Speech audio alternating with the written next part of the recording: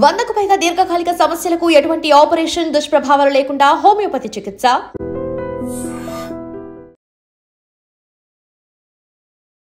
నమస్కారం, welcome to I dream. నేను మీ సంగీత. మార్కెట్లో ఒక కొత్త స్కామ్ వచ్చింది. అది చాలామందికి తెలిసి ఉండకపోవచ్చు. నేను ఈ వీడియో త్రూ మీకు ఆ స్కామ్ ఏంటి, ఎలా మోసపోతున్నారు అనేది నేను ఒక్కసారి మీకు వివరించే ప్రయత్నం చేస్తాను. స్కామ్ ఏంటంటే, ఇప్పుడు మనకు టూలెట్ బోర్డు ఇంటి ముందట ఉంటుంది కదా, చూడంగానే ఎవరో ఒకరు వచ్చేసి రెంట్ అదంతా కనుక్కొని 10 ఇయర్స్గా రావడానికని చూస్తూ ఉంటాం. మనం ఏం చేస్తాం, ఎలాగైనా ఇల్లు మనం రెంట్కి ఇవ్వాలనుకుంటున్నాం కదా అని చెప్పేసి 11 మంత్స్కి రెంటల్ అగ్రిమెంట్ అనేది మనము అందులో మెన్షన్ చేసేసుకుంటాము. వాళ్ళకి ఇస్తాము. అడ్వాన్స్ ఒక 3 నెలలు చెప్తాము. తర్వాత ప్రజెంట్ రెంట్ కూడా చెప్తారు. చెప్పేసిన తర్వాత వాళ్ళు అన్నింటికి ఓకే అంటారు వచ్చిన వాళ్ళు. ఎందుకనంటే వాళ్ళకు అవసరం ఉంది అని చెప్పేసి అన్న నేపథ్యంలో మేము చాలా అర్జెంట్ పని మీద తిరుగుతూ ఉన్నాము, ఎలాగైనా సరే రెంట్ ఎంతైనా పర్వాలేదు, మేము ఎన్ని నెలల అడ్వాన్స్ అయినా కూడా ఇస్తాము అని చెప్పేసి వాళ్ళు ఏం చేస్తారు, ఇమీడియట్గా వాళ్ళు చెప్పినంత అడ్వాన్స్ ఇవ్వడము, అదేవిధంగా రెంట్ ఇవ్వడము, అదంతా చేసేసి ఇంకా కొన్ని నెలల వరకు కూడా ఎలాంటి డౌట్ రాకుండా ఎవ్రీ మంత్ వాళ్ళు రెంట్ అనేది పే చేస్తూ వస్తారన్నట్టు. వాళ్ళు ఎప్పుడు వస్తున్నారో ఎప్పుడు వెళ్తున్నారో ఏమీ తెలియదు, కానీ ఇల్లు అయితే రెంట్కు తీసుకోవడం అనేది జరుగుతుంది. జరిగిన తర్వాత కొన్ని నెలల తర్వాత ఏమవుతుంది, మాకు అర్జెంటుగా ఒక వర్క్ వచ్చింది, మేము ఇల్లు వేకేట్ చేస్తున్నాము, మేము వెళ్ళిపోతామండి అని చెప్పేసి ఇచ్చిన అడ్వాన్స్ ఏదైతే ఉంటుందో ఆ అడ్వాన్స్ తీసుకోకుండా వాళ్ళు వెంటనే వేకేట్ చేసి హడావుడిగా చాలా ఇంపార్టెంట్ వర్క్ అని చెప్పేసి వెళ్ళిపోతారు. కానీ ఇక్కడ ఓనర్స్ చాలా హ్యాపీగా ఏం ఫీల్ అవుతారు, అమ్మయ్య మాకైతే అడ్వాన్స్ మిగిలింది, వాళ్ళు అడగలేదు, సో 3 నెలల అడ్వాన్స్ మన దగ్గరనే ఉండిపోయింది అని చెప్పేసి వాళ్ళు ఆ థాట్లో ఉంటారు. అలా కొన్ని రోజులు గడిచిన తర్వాత, ఒక నెల రోజుల తర్వాత కానివ్వండి, ఒక 45 డేస్ తర్వాత కానివ్వండి, మీ ఇంటికి ఒక GST నోటీస్ వస్తుంది. అందులో ఏమని ఉంటుందంటే, మీ ఇంటి అడ్రస్ పైన GST దాని ప్రకారంగా భారీ మొత్తంలో స్కామ్ అనేది జరిగింది, దాంట్లో అడ్రస్ ఇదే ఉంది అని చెప్పేసి చాలా స్పష్టంగా దాంట్లో ఉండి, మీరు కంపల్సరీగా ఈ అమౌంట్ అనేది ఎక్కడ యూజ్ చేశారు, ఎలా యూజ్ చేశారు, అసలు ఎందుకు ఇంత స్కామ్ జరిగింది అనేది మీరు వివరణ ఇవ్వాలి అని చెప్పేసి ఆ నోటీస్లో అనేది పూర్తిగా మెన్షన్ చేసి ఉండడం జరుగుతుంది. మీకు తెలియదు, ఎందుకంటే మీరు అసలు GSTకి సంబంధించిన స్కామ్ అనేది చేయలేదు, అరే అసలు మాకు సంబంధం లేదు కదా అని చెప్పేసి మీరు ఎంత చెప్పినా కూడా అక్కడ మీరు నోటీస్ రిసీవ్ చేసుకున్నారు కాబట్టి, నోటీస్ వచ్చింది కాబట్టి, అడ్రస్ మీదే ఉంది కాబట్టి మీరే దానికి బాధ్యులు.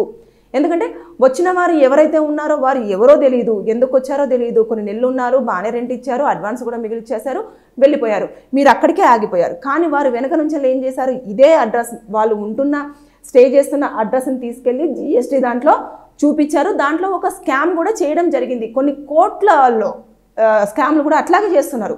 ఆ జరిగిన తర్వాత అక్కడ అడ్రస్ ఏదైతే ఉంటుందో దానికి నోటీస్ వస్తుంది. అక్కడ ఎవరిది ఉంది, మనదే, మీరు ఎవరైతే రెంట్కి ఇచ్చారో వాళ్ళదే ఉంది కాబట్టి కంపల్సరిగా ఇందులో మీరు భాగస్వామిలే, మీకు ఖచ్చితంగా వాటా ఉంటుంది అని చెప్పేసి వాళ్ళు క్యాలిక్యులేషన్ అనేది చేస్తూ ఉన్నారు. అక్కడ మీరు తప్పించుకోవాలంటే ఇక ప్రూవ్ చేసుకోవాల్సి ఉంటుంది. అసలు తిరగాలి, అది ఎంతవరకు నిజము అబద్ధం అనేది పక్కన పెట్టేస్తే కంపల్సరిగా అది ప్రూవ్ చేసుకోవాలి. ఎలా ప్రూవ్ చేసుకోవాలి అనేది ఇంకా మనకి ఇక పెద్ద హెడేక్. వాళ్ళు వచ్చిన వాళ్ళ దగ్గర నుంచి మీరు ఏవైతే అడ్రస్ ప్రూఫ్ కింద ఆధార్ కార్డు తీసుకుంటారో అది ఫేక్, అది అసలు ఒరిజినల్ ఆధార్ కార్డు కానే కాదు. అన్ని ఫేక్ డాక్యుమెంటేషన్స్ పెట్టేసి మీ దగ్గరికి వచ్చేసి రెంట్ అనేది ఉండడం జరుగుతూ ఉంటుంది. ఇదంతా తెలుసుకోకుండా అయ్యో మనకు కావాల్సినంత రెంట్ వచ్చేస్తుంది, మనం చెప్పినంత రెంట్ ఇచ్చేస్తున్నారు, అడ్వాన్స్ వచ్చేస్తుంది అని చెప్పేసి ఆ డబ్బు పరంగా ఆలోచిస్తున్నారు. కానీ ఈ స్కామర్స్ ఏం చేస్తున్నారంటే, మన అడ్రస్ని ఎవరైతే రెంట్ ఇస్తున్నారో ఆ అడ్రస్ని యూజ్ చేసుకొని GSTలో స్కామ్ చేస్తున్నారు అన్న విషయం ఎవరికి తెలియదు. అంటే ఎవరికి కూడా మనం గ్రహించలేం కదా.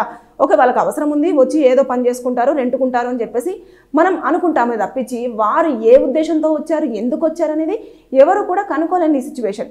సో ఇలాంటి సమయాలలో ఇప్పుడు జరిగిందేదో జరిగిపోతుంది, ఆ డ్యామేజ్ అవుతుంది. కానీ మనం ప్రూవ్ చేసుకోవాలంటే కోర్టు చుట్టూ తిరగాలి. ఎవరైతే GST అధికారులు వస్తారో వారందరూ కూడా చెక్ చేయడం జరుగుతుంది.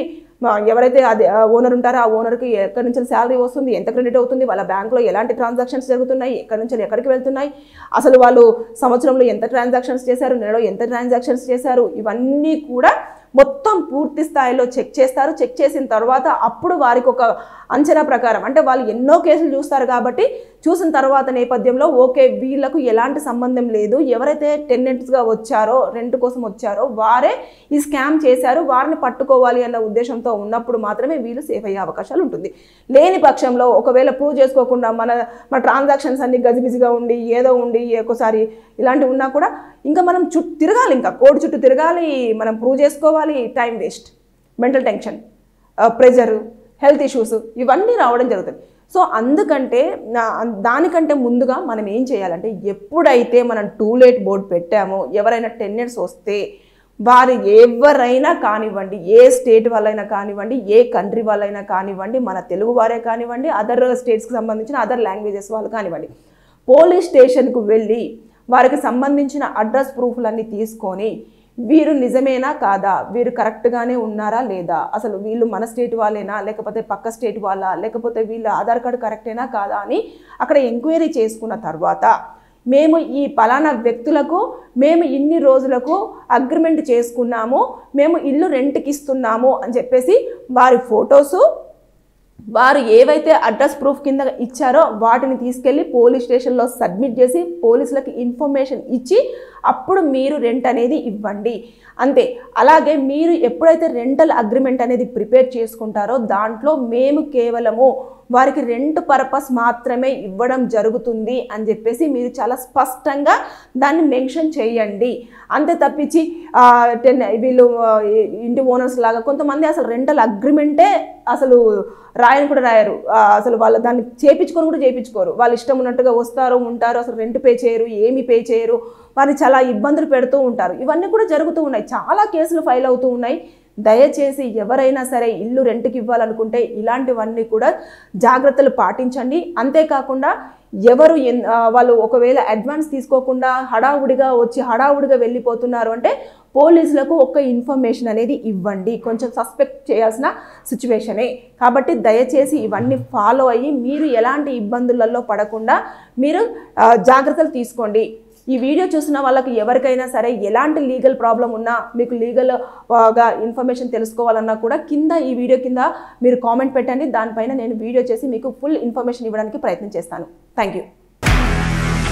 నిజంగా ప్రస్తుతం ఉన్నటువంటి సమాజం దేనికి ప్రయారిటీ ఇస్తుంది? ఆర్థిక సంబంధాల చుట్టూ మాత్రమే తిరుగుతుంది. మళ్ళీ ఎన్నికలంగానే చాలా విరక్తి కలుగుతాను. మంచి అనిపిస్తుంది కదా, లేడీస్ కూడా ఛాలెంజింగ్ జాబ్స్ చేసినప్పుడు చాలా బాగుంటది. ట్రాఫిక్ అసిస్టెంట్స్ గా నియమించిన ట్రాన్స్జెండర్స్ అందరితో సాల్యూట్ చేయించుకుంటున్నారు. ఫుడ్ డెలివరీ ఇవ్వటానికి వెళ్ళినటువంటి డెలివరీ బాయ్ అనిల్ పై కళ్ళ ముందు